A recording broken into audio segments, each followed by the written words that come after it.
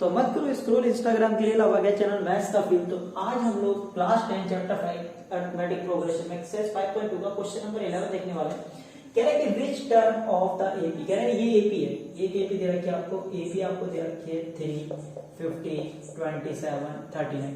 कह रहे हैं ये जो एपी दे रखी है आपको, कह रहे हैं इस एपी की कौन सी टर्म, कह रहा है विल बी 132 मोर। कह रहा है इस एपी की कौन सी टर्म है जो 132 अधिक होगी, 132 अधिक होगी किससे, 54वीं टर्म से। तो आप पहले यहाँ पर मान लो कोई टर्म है जो 54वीं टर्म है, 54वीं टर्म निकालो पहले। आप देखो समझो, ये A1 है, ये A2 है, ये A3 है, ये A4 है। ऐसे आप A54 निकाल लो। तो आपको पता है यहाँ पर A की वैल्यू कितनी है, 3 है। D की वैल्यू आप सभी को पता है कैसे निकाली जाएगी, A2 माइनस A1 यानी कि 15 माइनस 3 यानी कि D की वैल्यू आ जाएगी 12। आपको A54 निकालना है पहले। A54 निकालो, क्या आएगा A प्लस 54 में से 1 माइनस करेंगे, कितना आ जाएगा 53D। तो A की वैल्यू डालो, A की वैल्यू कितनी है 3 प्लस 53 और D की वैल्यू कितनी आ जाएगी, देखो D की वैल्यू हमारे पास 12। आप इसको मल्टीप्लाई करेंगे 3 प्लस ये हो जाएगा हमारे पास 12, 3 से 36 का 6 कैरी 3 और 12 5 से 60 और 3 63। आप जब इसको ऐड करेंगे तो आएगा 639।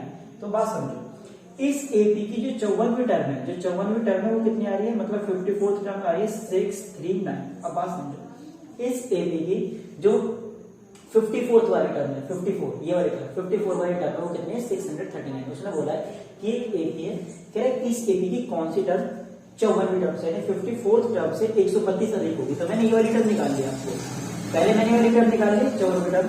कह रहा है कि 54वीं टर्म से, तो 54वीं टर्म तो निकल गई, 54वीं टर्म से कितना अधिक लेना है 132।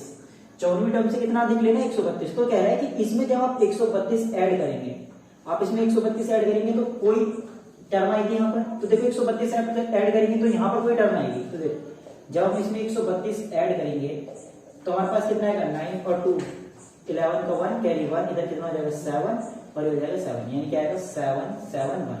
तो देखो 54वीं टर्म में हमने 132 ऐड करा और 132 ऐड करते ही हम इसी एपी की किसी टर्म तक पहुंच गए। तो कह रहे हैं ये जो टर्म है ये कौन सी नंबर की टर्म है, आपसे ये पूछा जा रहा है। मैं एक बार फिर से रिपीट करता हूँ, कह रहा है कि इस एपी की कौन सी टर्म, कह रहे हैं जो एपी इस एपी की कौन सी टर्म 54वीं टर्म से, कह रहे हैं 54वीं टर्म से 132 अधिक होगी। तो देखो 54वीं टर्म निकाला मैंने, इसमें 132 ऐड किया, तो इसमें 132 ऐड करने के बाद हम किसी टर्म का है, ये टर्म इसी एपी की है। तो पूछ रहा है ये टर्म कौन से नंबर की टर्म है। तो मान लो वो एन है, तो एन की वैल्यू कितनी है 771।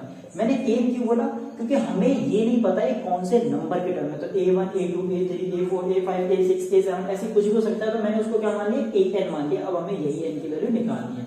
तो हमें यहाँ पर एन की वैल्यू को क्या करना है, निकालना है। तो आपको पता है कि ए एन इक्वल्स होता है a प्लस एन माइनस 1 डी। ए एन की वैल्यू कितनी है हमारे पास, देखो ये 771 इक्वल्स टू ए की वैल्यू कितनी है हमारे पास, देखो ए की वैल्यू हमारे पास 3 प्लस एन की वैल्यू तो हमने निकाल दी है -1, डी की वैल्यू कितनी है हमारे पास, डी की वैल्यू हमारे पास 12। ठीक है, ये प्लस क्या जाएगा माइनस में, तो 771 माइनस का 3 इक्वल्स टू ये हमारे पास आएगा n माइनस 1 और इधर आ जाएगा 12। ये प्लस क्या जाएगा माइनस में और कुछ नहीं किया।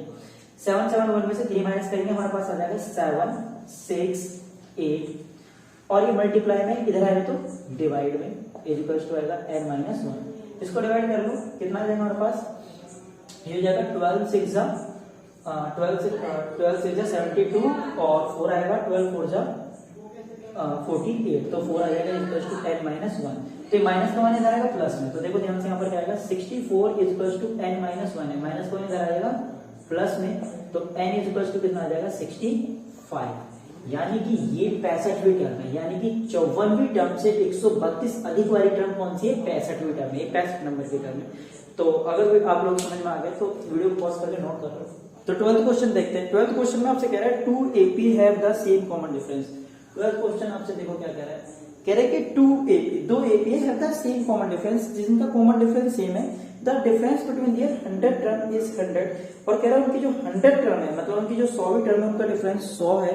और what is the difference between their 1000 term, उनकी 1000वीं टर्म का डिफरेंस क्या होगा। तो एक बात मैं आपको समझा देता हूँ, यहाँ पर आप ध्यान से देखने के बाद। मैं AP लिख रहा हूँ, मैंने लिखा AP1, मैं AP लिख रहा हूँ, मैंने स्टार्ट करा, मैंने कहा 10 है उसकी फर्स्ट टर्म है, फिर मैं लिख रहा हूँ यहाँ पर 12, फिर मैंने लिखा 14, फिर मैंने लिखा 16, ऐसे चल रही है AP। और एक और मैं AP2 लिख रहा हूँ, ध्यान से देखो, मैं सम को देखो ध्यान से पहले।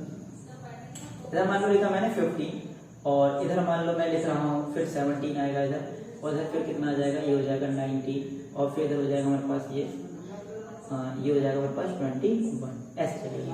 देखो मैंने क्या किया, क्वेश्चन की जो डिमांड थी वो क्या कह रही थी, क्वेश्चन कह रहा था कि दो एपी है जिनका कॉमन डिफरेंस सेम है, मैंने एक ये एपी ली और एक ये एपी ली, ठीक है। इसका डिफरेंस कितना है, इसका कॉमन डिफरेंस है 2 का और इसका भी कॉमन डिफरेंस है 2 का। अब देख लो इसका भी कॉमन डिफरेंस है 2 का, ये वाली एपी और ये वाली एपी, दोनों एपी का डिफरेंस कितना है 2 का डिफरेंस। आप इनकी पहली टर्म का डिफरेंस चेक करो, पहली टर्म का डिफरेंस कितना है 5, दूसरी टर्म का डिफरेंस देखो 5, तीसरी टर्म का डिफरेंस 5, फोर्थ टर्म का डिफरेंस 5, तो इनकी जो फिफ्थ टर्म होगी उनका भी डिफरेंस 5, जो इनकी 100 टर्म होगी 100वीं टर्म होगी उनका भी डिफरेंस 5 आएगा और जो इनकी 1000वीं टर्म होगी उनका भी डिफरेंस 5 आएगा। यानी कि यहाँ से हम ये कंक्लूजन निकाल सकते हैं कि यदि आपके पास दो एपी दे रखे हो और उनका कॉमन डिफरेंस सेम है तो आप लोग तो उनकी जो फर्स्ट टर्म का डिफरेंस होगा वही उनकी सेकंड टर्म का डिफरेंस होगा, वही उनकी थर्ड टर्म का डिफरेंस होगा, वही उनकी फोर्थ टर्म का डिफरेंस होगा। यानी कि जो क्वेश्चन में आप लोगों से बोल रखा है कि इफ 2 AP है सेम कॉमन डिफरेंस, आपसे बोल रखा है ये दो AP है जिनका कॉमन डिफरेंस सेम है, कॉमन डिफरेंस सेम है और उसने बोल रखा है कि उनकी जो 100वीं टर्म है यानी 100वीं टर्म है उनका डिफरेंस 100 है, वो आपसे 1000वीं टर्म का डिफरेंस पूछ रहा है। तो आप लोगों को पता है कि उसकी जो 1000वीं टर्म होगी उसका भी डिफरेंस कितना आएगा 100 आएगा, बिकॉज आपको पता है कि जो फर्स्ट टर्म का डिफरेंस होता है वही सेकंड टर्म का डिफरेंस होता है। तो देखिए अब इसी चीज को हम लोग सॉल्व करने वाले हैं, इसी चीज को हम सॉल्व कैसे करेंगे। तो थोड़ी सी देर के लिए फोन की नोटिफिकेशन कर दीजिए ऑफ और सारा ध्यान दीजिए पढ़ाई में।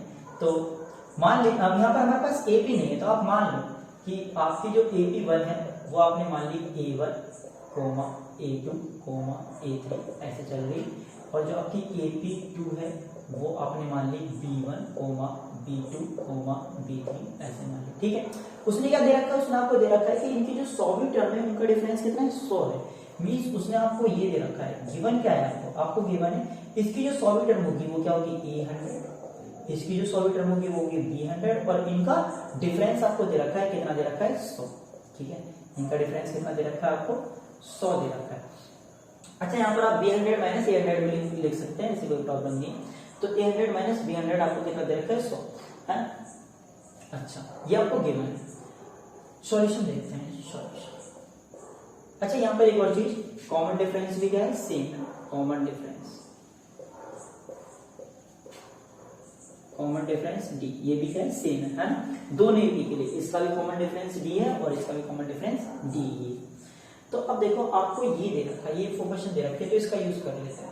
आपको गिवन है A100 minus B100 is equals to 100, ये गिवन है।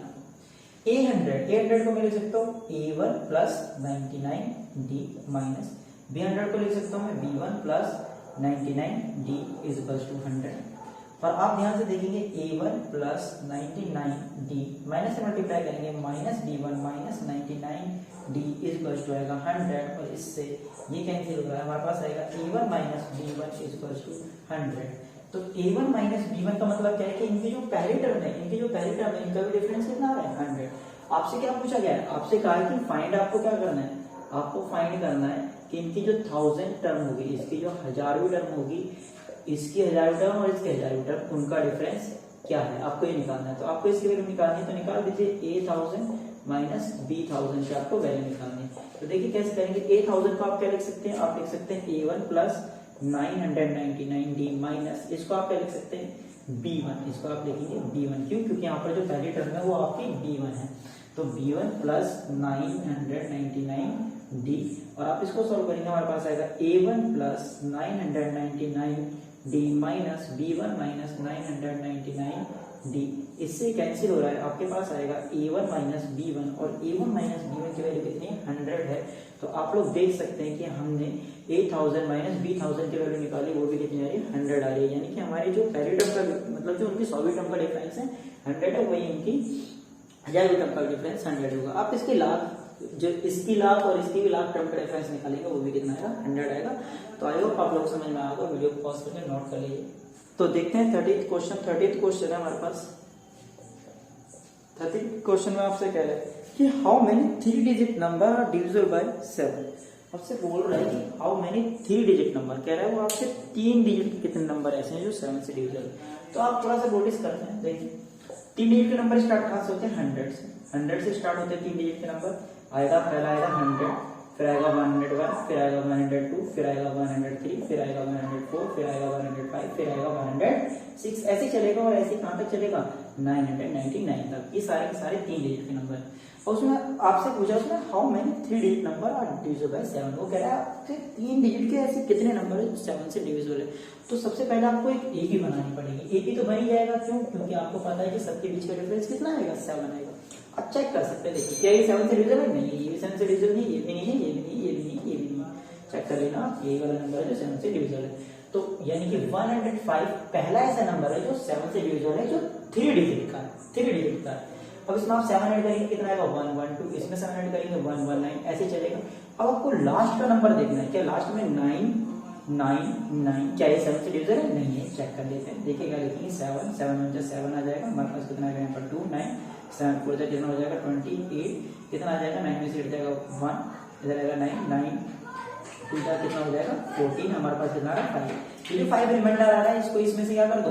माइनस कर दो, तो हमारे पास कितना आ जाएगा? 994, यानी कि 994 है जो वो 7 से डिविजिबल है। तो अब बात सुनो, आपकी ये बन गई, देखो 105, 112, 119 और 994।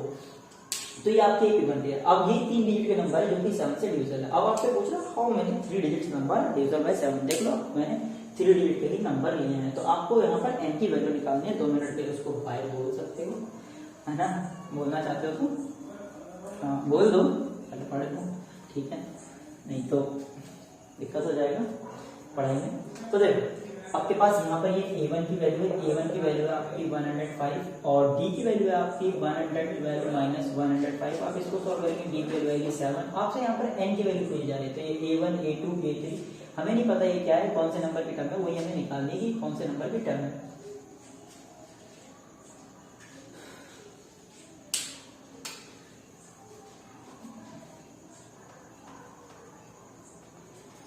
तो देखो ध्यान से यहाँ, तो देखो ध्यान से यहाँ पर ये क्या है? ये है A1 की वैल्यू हमारे पास 105 और D की वैल्यू कितनी हो जाएगी? 112 में से 105 माइनस करेंगे, कितना आ जाएगा? 7।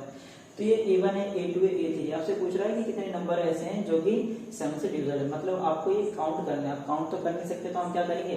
आपको n की वैल्यू निकालनी है कि n की वैल्यू क्या है कि 30 नंबर डिविजिबल है, 40 नंबर डिविजिबल है, 50 नंबर डिविजिबल है। आपको यही वैल्यू निकालनी है। यहाँ पर हमें n की वैल्यू फाइंड आउट करनी है।